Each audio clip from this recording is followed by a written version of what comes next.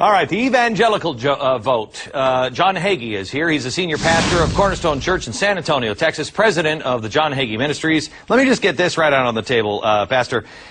You've had some problem with the Catholics this week, and now it looks like John McCain, who you've endorsed, maybe distancing himself. Can you explain what happened this week and what your stance is with Catholicism? Certainly, I can explain that, Glenn. And first, thank you for having me on this telecast. Not a problem.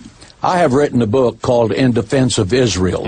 And in that book, I wrote a chapter called The Sins of the Fathers. It's a chapter about anti-Semitism. Anti-Semitism is an oxymoron.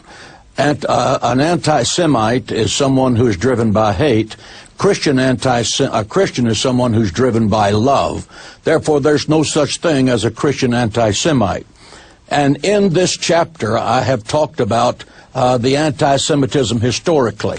I have criticized the Catholic Church for its past anti-Semitism, but I have also been very critical of the Protestants and their anti-Semitism, especially as led by Martin Luther. Standing against anti-Semitism does not make me an anti-Catholic. Okay. And standing against anti-Semitism does not make me anti-Protestant.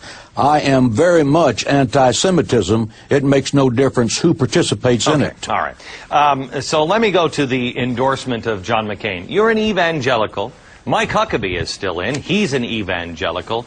Do you believe in John McCain, or is he kind of like the best one out there? Or tell me about your endorsement of him, and why not a fellow evangelical? Well, let me answer the first question about John McCain. John McCain is pro-life, and that's a major issue with evangelicals. He has a 24-year voting record to back that up. And if there is an issue that's visceral with evangelicals, it is pro-life. The Constitution of the United States begins with the pledge to life, liberty, and the pursuit of happiness. But, Pastor, I mean, you and I've sat down with you for an hour. I interviewed you for an hour. And I'm sorry, but I mean, when I say to you, tell me about John McCain, you go pro-life first. I don't think that fits with who I met on my set. You are a guy who believes we are here in the end days. Is John McCain the guy to make sure that that, you know, the end days don't happen as you believe we could be seeing now? The fact is that I believe John McCain brings to the presidency a mature leadership and a leadership that has the strength of character to lead America into the future in a world that's become a very dangerous world.